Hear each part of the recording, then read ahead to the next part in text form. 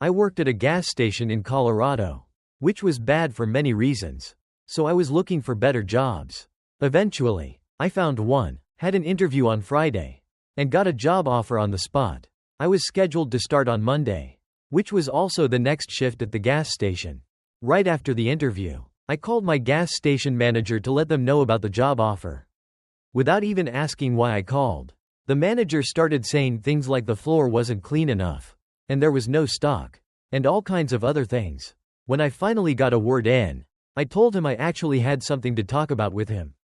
The manager replied, "Can it wait until Monday?" By this point, I was completely done with the job, so I said I'd wait until Monday. When Monday came, I showed up at the gas station quite early, before my scheduled shift, to return my keys before starting my new job. When the manager saw me there early, he knew something was wrong and came out to meet me. I told him about the new job and asked if the gas station could give me a raise to match it. The manager told me that he couldn't do that, so I said, "All right, then I'll take the other job." Before handing over my keys, the manager asked why I waited until now to tell him, and I replied, "Because you asked me to." The manager didn't say anything else to me, but after a moment of silence, I sighed loudly, got into my car, and never looked back. Our next Reddit post is from I Want to Sneeze. When I was little, my mom sent me to a private religious school. My family wasn't religious, but they felt I'd get a better education there. The school had uniforms. Male students wore button-down shirts with the school's logo and blue pants, while female students wore sweaters. My mom hated washing and ironing those white button-down shirts every day. I was one of 4 kids, and we played outside, getting grass stains on our shirts, which took up a lot of my mom's time. Eventually, she gave up and bought a batch of white polo shirts, starting to send us to school in those. The school administration got really mad about that and called her in for a meeting. They pulled out the dress code and pointed out that the shirts had no logo, so they were violating the rules. My mom reviewed the rules and confirmed that the lack of a logo was the only violation. She agreed, left, and the school probably thought it was over, until the administration decided to act petty. They sent a school-wide memo about the dress code. My mom took all the polos and sewed on a homemade school logo. It wasn't hard because the logo was just the school's initials. The administration got really upset. But in the next meeting, they realized they were stuck. The memo had sparked curiosity among other parents, and they began asking my mom where she got the new uniforms. Apparently, she wasn't the only one sick of ironing and scrubbing grass stains. Suddenly, I wasn't the only student wearing polo shirts. The worst part for the school was that despite the high tuition fees, they had a deal with a local store for the uniforms. When the business started declining, the store started making its own polo versions to sell. Eventually, the original shirts were completely phased out. Over 30 years have passed, and my mom still loves telling this story. I remember my mom telling me that when she was little, during fire drills, they were always taught that girls should leave the building first, and boys had to leave last. At first, I thought, oh, women and children must get out first. But no, they used that policy because if boys went down first, they'd stand at the bottom of the stairs and look up at the skirts of all the girls. Because back then, everyone wore skirts. Our next Reddit post is from a user named Image91. On my son's 100th school anniversary, the school asked the students to bring in 100 coins. They would donate this money to a local food bank, so it was for a good cause. We did pretty well this month, so I decided to give my son $25.25 for the donation. During lunch, I went to the bank and went up to one of the windows. I told the lady I needed to withdraw $25.25. She said okay and went to get my quarters. She came back with 3 rolls of quarters and told me I could only withdraw $20 or $30, as the quarters only came in $10 rolls. I asked her if she could take $5 from the loose change. She said no, they only had $10 rolls, and asked if I wanted $20 or $30. Fine, I actually needed $25, so I asked for $30. She processed my request on another computer and came back with 3 rolls of quarters. I asked her if I could send it ahead. Of course, she asked me how much I wanted to send. I opened one of the rolls and started counting my $5.25. The expression on her face was priceless. Then she took it and told the guy at the other window that we needed to send back $5.25 to my account. He asked her what happened, and she explained that I had asked for $25, but the rolls only had $10. He then asked her why she hadn't counted $5.25 from the loose change on the counter. I just smiled and waited for my receipt. Our next Reddit post is from a user named World Not Okay. My mom used to do something similar. She was an accountant, and my siblings and I knew nothing about finance. So we all asked her to co-sign for all our accounts when we were in high school and college so she could work her magic when needed to make sure we had enough money to get by. One day, she came to me and said she wanted to transfer some money from my checking account to my brother's checking account. I told her, "Sorry, but you can't do that." Sure, I co-signed for both accounts, but she wasn't the primary account holder. I said, "Okay, can I withdraw some money from one of the accounts?"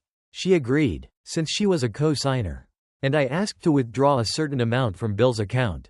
Fine, that was done. I then wanted to deposit some of the money into Ted's account. And she said, "Oh, this is so silly." I said, "Yes, I thought so too." Next up is a story from Party Shape. I used to work in media intelligence, a really niche market in my country. I started as an assistant and learned everything from the ground up when I transitioned from the hospitality industry. It was a big step, but I was eager to learn and really cared about what they did. As I was trying to break into the media field, I learned everything from scratch and was actually really good at it. After 6 months, I was working in a small team of 3, and I had one of the best bosses and a really good colleague. Both veterans in the industry, who helped me a lot to get to where I am now. They both left the company after just 1 year because the senior management was garbage. The company had changed its directors 4 times in a year, and it created a lot of tension in my team. They asked me to leave with them, but since I was young and naive and trying to prove myself, I declined. So after my boss and colleague left, it was just me and my team. I was put in charge of a few markets and tasked with answering technical support calls without any compensation. At the time, I was really upset but still trying to prove myself. So I agreed to it. I ended up working 13-hour days for several months. I kept asking my manager to hire more people because I couldn't work like this. But they kept telling me there was no budget. I finally got fed up. And one day the CEO came to dinner with me since he had become familiar with me, as I was one of the few who understood both the old and new systems the company used. Keep in mind, this CEO was a miser who would try to squeeze you dry. He asked me what I would change in the company during dinner. So I asked him to hire 2 more people for my team. He responded the same way my manager did. I then asked for a promotion and a raise, but he also refused and said I didn't have enough experience. I was furious, as anyone would be after working 13 hours a day for months. You need rest. I had saved nearly 3 weeks of paid time off, and I needed a break. My manager threatened to fire me if I took the paid time off because no one else could do what I did. I took the time off anyway. Everything was fine until I came back, and there were 2 new faces in my team. I was confused and asked my manager who they were, and she told me they were my replacements. She said I had been given 2 months' notice and I had to train them before I left.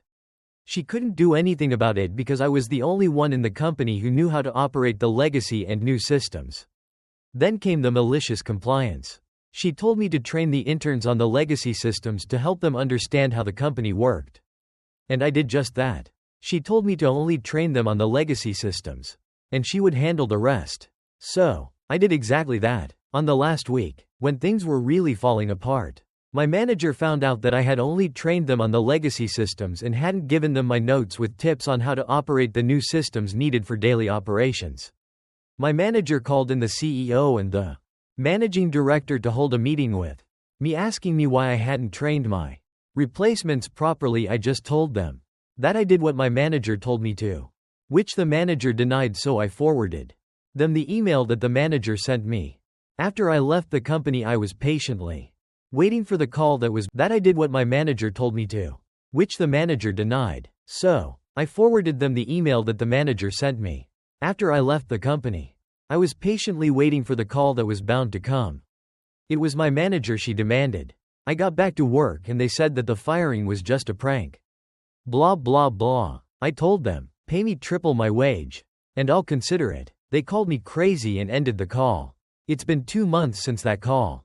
And based on info from a good friend in another department, my old manager is up to her neck in this mess. So, you want to fire me for taking paid time off? Go screw yourself. Sometimes, I read these stories, and I just don't understand how anyone can be this dumb. You have one employee who is basically single-handedly holding up the entire company. So you fire him and piss him off before you tell him to train the new employees? It's like you're helping the employees screw your company over. What a bunch of doofuses. Our next Reddit post is from Doc Hank. I'm an emergency physician. I work in emergency departments and hospitals. It's an interesting specialty in medicine. I have different patients every day. Now, especially in the wintertime, the emergency department is full of people, usually with long wait times. We take patients in order of severity, not first come, first served. So, I'm at work and get a new patient. The chart says, needs a work note. I go into the cubicle and see a patient who is obviously ill. After 40 years of experience, I can size patients up pretty well from across the room. And this woman was ill. Her vitals were not good. She had a fever of 102 degrees Fahrenheit, the works. The monitor shows that her heart is okay. Her pulse is a little high. And her blood pressure is a little low. High fever. I'm talking to her, and she tells me she's got a cold. Now, I tend to appreciate it when patients just tell me the truth. She didn't claim to have COVID, pneumonia, anthrax, or anything else, just a cold, and since it's a virus, there's not a whole lot I can do for her. So, I ask why she came in. Turns out she's been ill for 2 days. Her fever is actually down because she's been taking Tylenol and drinking fluids, no kidding. And her employer wants a doctor's note for more paid time off. This woman waited in the emergency department waiting room for 5.5 hours just to get a stupid note for work. Not her fault, though. It's her employer's fault. So, I ask her how much paid time off they'll give her. There's no limit, she said. I just need a doctor saying I need it. Got it. So, she went home with a lovely note giving her 2 weeks off with pay and instructions to return for additional time if she needs it to recover. I really hate employers that demand asinine notes like this. Fight the stupidity. Our next Reddit post is from Prestigious Store. I'm a 45-year-old guy. And I used to be a military driver in the Dutch Navy a long time ago. At some point, I was stationed at a small Navy base meant for the physical rehabilitation of Navy personnel. And by small, I mean a base with fewer than a few hundred people. My job was to drive patients to the military hospital, transport groups of people to the swimming pool. When I was home on the weekends, I would do my workout at my regular gym. But on work days, after finishing my duties, I would train in a small gym on site, since I stayed on base during the week. At the time, I was about 21 years old and preparing for my very first bodybuilding contest. I was muscular and worked out a lot. At some point, the gym manager, a Marine sergeant, told me that someone in upper management was offended by my appearance and that I was no longer allowed to wear a tank top during my workout. My tank top was loose-fitting and purely functional. And as far as I knew, nobody had ever been bothered by it, at least. That's what I thought. I argued with him about how unfair. I thought that was it and pointed towards a fellow ginger who was also wearing a tank top. I asked the sergeant why this guy wasn't told not to wear a tank top during his workout. The other guy was athletic and in fair shape, but not bulky or muscular. The sergeant, who got along with me very well, agreed with me but told me that the officers in charge ordered him to just tell me. And orders are orders. He agreed with me, though, but the higher-ups had already decided. So he felt that he didn't have a choice. At that point, I just took my loss and finished my workout. The next day, I found the perfect solution and took one of the shirts that we got in our PSU, which roughly translates to personal standardized gear. The shirt was a stretchy, slim-fitted white shirt, so I decided to wear that for my next workout. When I arrived at the gym, the sergeant shook his head and told me that this was not what the officers in charge would appreciate. So I told him that this is what the Navy gave me. So it can't be wrong. At this point, my body was much more on display compared to the tank top. The tight fit showed everything, especially when I was sweating. I was fully compliant with the dress code, and nobody would be able to dispute that. The sergeant laughed because he knew I was right, but told me the officers probably would be pissed. I kept doing my workout like this during that week. And after the weekend, The sergeant told me with a smile that the higher-ups had retracted their order and asked me to please start wearing my tank top again. That was malicious compliance. If you like this content, check out my podcast, where I publish the exact same episodes. Also, hit that subscribe button because I put out new Reddit videos every single day.